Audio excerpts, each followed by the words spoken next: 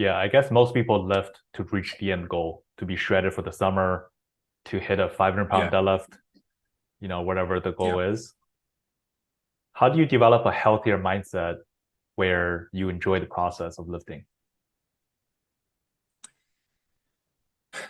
A lot of it, I think you have to have this natural curiosity and just sort of you like tinkering with all the pieces of the puzzle, right? Like, do you play with a puzzle just to create the puzzle? Like, do you play a video game just to have the end result of a character at the max level with all the gear? I mean, would you pay to win and buy some product in the store at the game that would instantly get you to the level cap with all the best gear, and now you could play at the end? I mean, that would seem super hollow and empty and kind of pointless, right? Like you play the game to enjoy the game. So paying to skip playing the game, I don't know. That seems a little bit counterproductive. So I would kind of phrase it like that. Um, like it's okay to be goal focused as a way to drive the process in a certain direction. Like I think having goals is very healthy. It makes a lot of sense. But like if you could pay, this is sort of getting into like I don't know if I would consider steroids to be pay to win in terms of like the game analogy.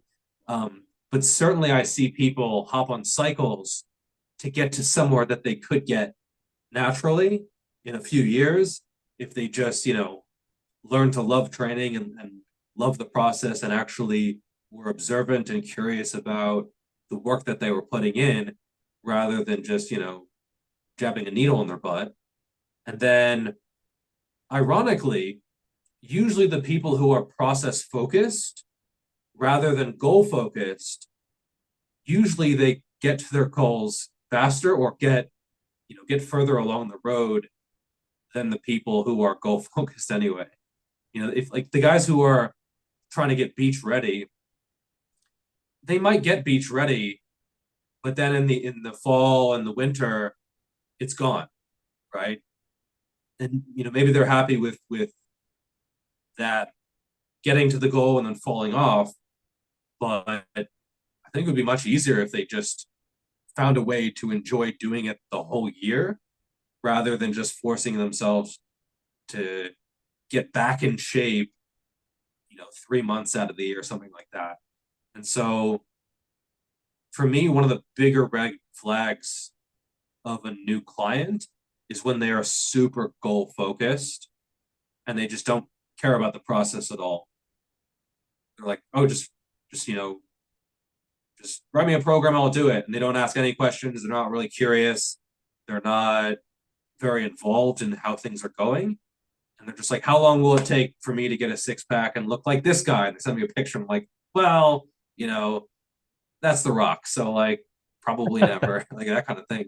Because often the people who are goal focused, they have goals that are just ridiculous anyway.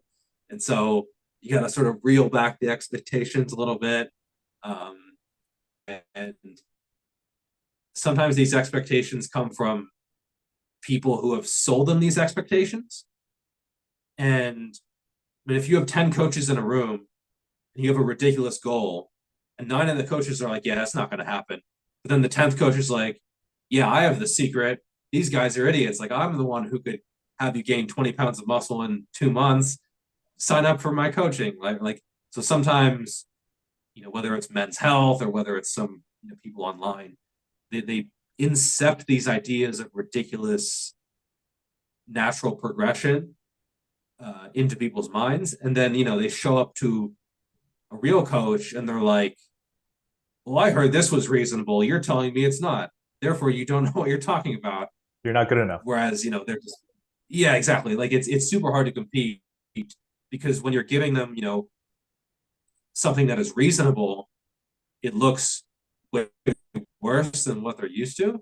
And so, it's tough because luckily I'm at a point where if someone's like, can you help me gain 20 pounds of muscle in blah, blah, blah, 3 months?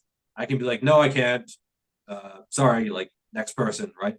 But I think if someone's back is against the wall and they don't have a lot of like, I guess, potential clients, I could see how someone might be like, sure, let's go for it, like that kind of thing. Whereas, realistically, a lot of goals just aren't going to happen. Yeah, I think what you said should be plastered onto every wall at high school gyms, because I can tell you when I was a teenager, I definitely had that mindset. And nowadays you see all these teenagers on SARMs trying to find shortcuts. Yeah, no, it's